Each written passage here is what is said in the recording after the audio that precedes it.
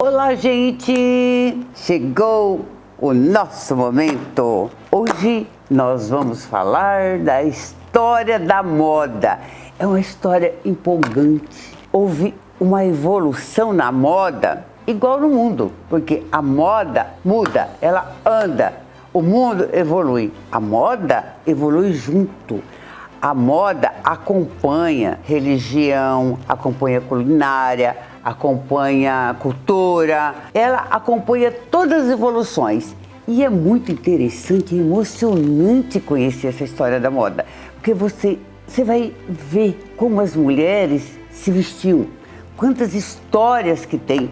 Hoje a gente chega nessa moda assim, super simplificada, a gente acha que tudo é fácil, mas para chegar até aqui, houve muitas histórias. Quero que vocês curtam comigo essa moda do século. Gente, vamos voltar lá no mundo, lá atrás, ó, voltando nos séculos.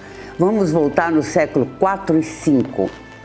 Olha só, para substituir os pesados trajes de penas, que eram chamados de kaunaki, no início desse período era usado apenas uma túnica simples, mas os gregos introduziram o uso do drapeado, vestimenta com pregas e ondulações, e da toga, que é uma espécie de manto. Já os egípcios surgiram com vestimentas colantes que moldavam o corpo. A história da moda do século 6 até o 10, o marco dessa época foi a queda do Império Romano. Na moda, o reflexo foi o uso de bordados, pedrarias, brilho, muita cor nas túnicas e togas.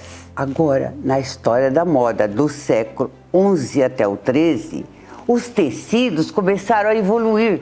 Surgiram sedas, linhos, veludos, lãs, telas de linho, chamado também de bisso. Sem contar que os tecidos da Síria, da Palestina, como seda adamascada e gases. Muito chique, né? Agora, a história da moda do século XIV, para mim, é uma marcação muito emocionante. Vamos falar da história da moda no século XIV. Gente, faz tempo, hein? Acredito você ou não, mas no século XIV existia um modelo padrão que se baseava no tamanho da testa. Imagine, quanto mais aparência ela fosse, mais bonita seria considerada a pessoa pela sociedade da época. Você não tem ideia o que as mulheres faziam para ter testa grande. Tanto isso é verdade que diversas pinturas desse período retratavam mulheres e homens com testas enormes, como se nesse tempo isso foi um sinal de beleza. Alguns historiadores afirmam que muitas mulheres arrancavam os cabelos, aplicavam uma solução química no couro do cabelo para obter uma testa maior. Olha só o que é a moda. Logo, a moda nesse período, a ornamentação passa a ser maior, já que o vestuário feminino fica mais rebuscado. As mulheres ganham corpetes que se ajustam aos quadris, saias com fendas, usavam tanto manga justa, comprida, quanto as bem largas e enfeitadas com pele de animal. Nessa época, entra em cena os chapéus, véus e toucas. Tudo isso foi nesse século. Agora eu vou falar da história da moda do século XV. O que hoje parece ser um problema para a maioria das pessoas, no século XV era um elemento de charme e ter uns quilos a mais. Gente, as gordinhas, as mais cheinhas principalmente, eram consideradas belas justamente pelos quilinhos a mais, e as magras eram vistas como pessoas sem saúde, sem graça, despida assim de beleza. Eu queria ter vivido nessa época. Quem não queria? Agora eu vou falar da história da moda do século XVI. Com o passar do tempo, a sociedade passou a valorizar corpos magros. Aí mudou a história. E foram no século XVI e XVIII que isso ganhou maior importância. Há relato histórico de que as mulheres usavam espartilhos e corpetes para ajustar a cintura e garantir uma aparência mais bonita. O problema é que esses recursos também provocavam desmaios frequentes nas mulheres, devido à falta de oxigênio e até ao mesmo tempo fratura nas costelas. porque usavam os corpetes muito apertados. Seguindo o esplendor do século anterior, nesta época surgiram ainda mais elementos nas vestimentas. As saias se tornaram-se mais amplas e armadas graças às anáguas, feita de talagarça engomada em um aro de metal, colocada nas barras da saia. Gente, imagine. As cinturas ficavam mais finas, com o uso de espartilho acolchoado, que se abria em grandes golas e rendas. Também eram usadas mangas bufantes até certa altura, que se ajustavam ao punho e tinham babados. Gente, vamos mergulhar na história da moda do século XVII. Faz alguns dias, né? Algumas horas que foi o século XVII. Se hoje a pele dourada é vista como sinal de beleza e charme, no século XVII talvez fosse visualizado como uma marca negativa para as mulheres que desejavam atingir um modelo de beleza ideal. Isso porque, nessa época, no século XVII, a pele branca era considerada como um dos principais sinais de beleza, mas bem branquinha.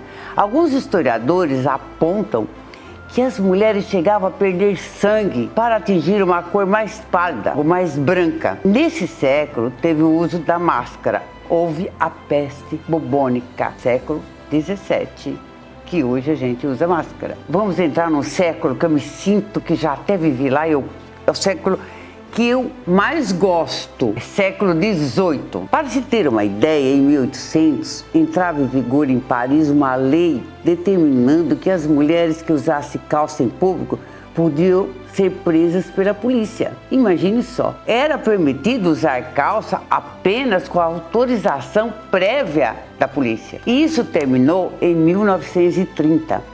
A lei foi aplicada pela última vez. Nesse século, dizem também que a rainha Vitória de Inglaterra e a princesa Helena, duas das responsáveis por ajudar a popularizar o lenço. É um adorno maravilhoso, ainda bem que chegou, né? E começa a surgir algumas pitadas de ousadias. As saias se encurtavam um pouco, deixando tornozelos à mostra. Mas depois de tanto rebuscamento, a história tratou de simplificar a moda. Depois da Revolução Francesa e da Revolução Industrial, os aspectos políticos e econômicos deixaram os trajes mais enxutos. E aí a moda, como sempre evoluindo, a moda passou a seguir o lema: quanto mais simples, mais elegante. A moda sempre acompanhando tudo no mundo. Sempre. A moda vem junto, vem a história junto. E temos a história do século XIX. No século XIX surgiu o vestido preto, sofisticação, poder, sensualidade. Ele é tão básico que combina com praticamente tudo, o que permite ser usado durante o dia, com tênis, mochila, acessórios coloridos. Um tênis branco eu acho lindo, tá? Ou à noite numa produção mais elaborada. Surgiu o vestidinho preto. Surgimento de hoje chamamos de pretinho básico. Data de 1926, ano que a revista Vogue, olha a Vogue, hein, publicou uma ilustração do vestido criado por Chanel. Que beleza! Usou-se muito vestido de cintura alta, gorros, chapéus, ficaram também muito em destaque nessa época. Golas altas no estilo regência, babados, brilho e em seguida mangas bufantes, decotes baixos, silhueta em forma de sino. Teve nessa época também a crinolina e o espartilho que surgiram no século anterior e chegaram ao apogeu. Foi a época da introdução do sutiã. Veja bem, do sutiã, século XIX. E vamos para o século XX, sempre mais novidade. Explosão do progresso. Explosão de progressos, as mulheres conquistam o direito de votar. Você acredita? E o estilista também passa a ganhar um destaque na sociedade. Nesse século, corpete já não era tão justo, as blusas ficaram mais soltas, as saias em formatos de sino, mas a moda mudou em ritmo acelerado durante esse século. A mulherada se libertou das saias pesadas, a maquiagem ficou mais forte, óculos gatinho, salto altíssimos. Foi momento marcante. Em seguida, vamos entrar no século XXI. Mudanças acontecem a todo momento. A tecnologia muda, as relações, as formas de consumo. E quando as compras pela internet explodem, a moda passa a ser muito mais relacionada ao estilo. As pessoas se vestem de acordo com as tendências.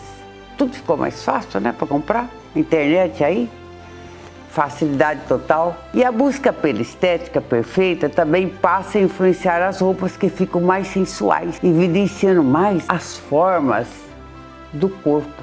Tudo isso veio com a inovação. É sempre inovando, a moda inovando. Aí vocês ouviram a história, mais ou menos uma pincelada, porque, olha, se eu for contar tudo da história da moda, vocês vão se cansar.